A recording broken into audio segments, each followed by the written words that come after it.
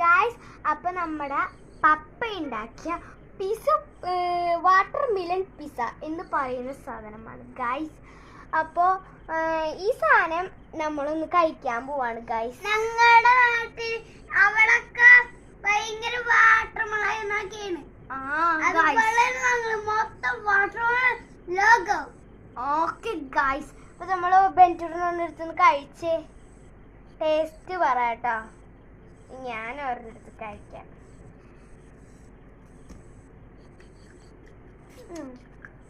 നല്ല ടേസ്റ്റ് ഉണ്ട് കേട്ടോ. സാധനം അടിപൊളിയാണ്. ഇത് കട്ട് ചെയ്തിട്ട് പഞ്ചസാര ഇട്ടാൽ മാത്രം മതി. നല്ല ടേസ്റ്റ് ആണ്. വെച്ചിട്ട് എന്നിട്ട് ടാറ്റാ, അടുത്ത വീഡിയോ കാണാം. ടാറ്റാ.